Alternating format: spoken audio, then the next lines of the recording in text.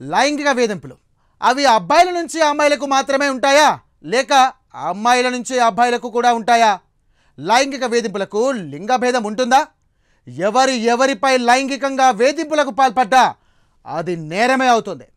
సరిగ్గా ఇలాంటి ఘటనే మనం ఇప్పుడు చూడబోతున్నాం.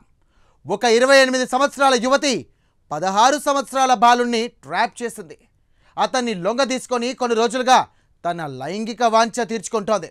విషయం ఎవరికైనా చెబితే అత్యాచారం కేసు పెడతానని బాలుడిపై వేధిస్తూ వస్తోంది. ఆమె లైంగిక వాంఛను తీర్చలేక ఆ బాలుడు విలవిల్లాడాడు. ఎవరికి చెప్పుకోవాలో తెలియక తనలో తానే మదనపడ్డాడు. అతని ప్రవర్తనలో మార్పు గమనించిన తల్లి ఆ బాలుడిపై ఓ కన్నేసింది. ఆ యువతితో కలిసి ఉన్నప్పుడు ఆమె వారిని బెడ్రూమ్లో తలుపు తట్టింది.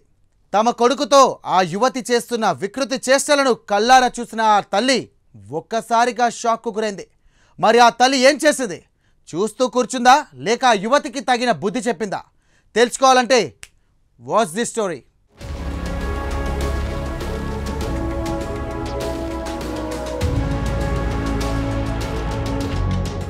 రోజు రోజుకు ఈ సమాజంలో విస్తుగొలిపే సంఘటనలు వెలుగు చూస్తున్నాయి. దానికి జెండర్, వయస్సు లాంటి తారతమ్యాలు అస్సలు ఉండడం లేదు. అబ్బాయిలు అమ్మాయిలను లైంగికంగా హింసిస్తూ వేధించడం లాంటి ఘటనలు మనం నిత్యం చూస్తూనే ఉంటాం, వింటూనే ఉంటాం. లైంగిక వేధింపులు, గృహహింస, అత్యాచారం, పోక్సో కేసు లాంటివి ఎక్కువగా మనం మహిళల విషయంలో వింటుంటాం. కానీ ఇలాంటి వేధింపులకు గురవడంలో అబ్బాయిలు కూడా మినహాయింపు కాదని కొన్ని ఘటనలు రుజువు చేస్తున్నాయి. ఇలాంటి ఒక దారుణ ఘటన ఇప్పుడు హైదరాబాద్లో వెలుగులోకి వచ్చింది.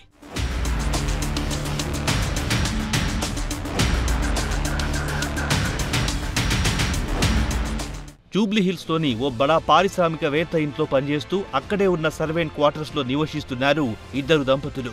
అదే ఇంట్లో పనిచేస్తున్న 28 సంవత్సరాల మరో యువతి ఆ దంపతులుంటున్న క్వార్టర్స్ పక్కనే మరో క్వార్టర్స్లో ఉంటోంది. అయితే 10వ తరగతి చదువుతున్న ఆ దంపతుల కుమారుణ్ణి ఆ యువతి ట్రాప్ చేసింది. బాలుడితో మాట కలిసి పరిచయం పెంచుకుంది.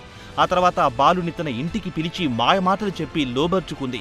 ఆ బాలుణ్ణి తరచు తన క్వార్టర్స్లోకి పిలిపించుకుని ఆ యువతి అతడిపై లైంగిక దాడికి పాల్పడుతూ వస్తోంది.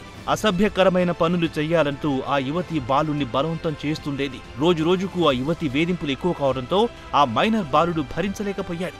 కానీ విషయం ఎవరికైనా చెబితే అతడి తల్లి మీద దొంగతనం కేసు పెట్టించి ఉద్యోగం నుంచి తీసివేయిస్తానని, తనను అత్యాచారం చేశావని అందరికీ చెబుతానని ఆ బాలుని బెదిరించింది సదరు యువతి. దాంతో భయపడిపోయిన బాలుడు ఈ విషయం ఎవ్వరికీ చెప్పలేదు.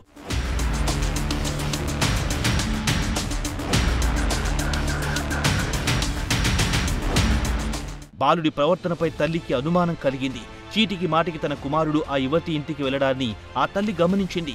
ఆ యువతి గదిలో కొడుకు ఉండడాన్ని గుర్తించి వెంటనే అక్కడికెళ్ళింది ఆ తల్లి. అంతే, అక్కడ జరుగుతున్న సన్నివేశాన్ని చూసి ఒక్కసారిగా ఆ తల్లి షాక్కి గురయ్యింది. ఆ యువతి తన కుమారుడితో వికృత చేష్టలకు పాల్పడుతూ కనిపించింది. అసభ్యకరమైన పనులు చేయాలంటూ తన కుమారుని బలవంతం చేస్తుండడాన్ని చూసిన ఆ తల్లి ఆగ్రహం కట్టలు తెంచుకుంది. ఈ విషయంపై తన కొడుకు నిలదీయగా తల్లికి అతడు జరిగిందంతా వివరించాడు. దీంతో బాధితుడి తల్లిదండ్రులు జూబ్లీహిల్స్ పోలీస్ స్టేషన్లో ఆ యువతిపై ఫిర్యాదు చేశారు. ఘటనపై విచారణ చేపట్టిన పోలీసులు లైంగిక దాడికి పాల్పడ్డ యువతిని అదుపులో తీసుకున్నారు. ఆమెపై పోక్సో చట్టం కింద కేసు నమోదు చేశారు. నిందితురాల్ని అరెస్ట్ చేసి రిమాండ్కు తరలించారు పోలీసులు.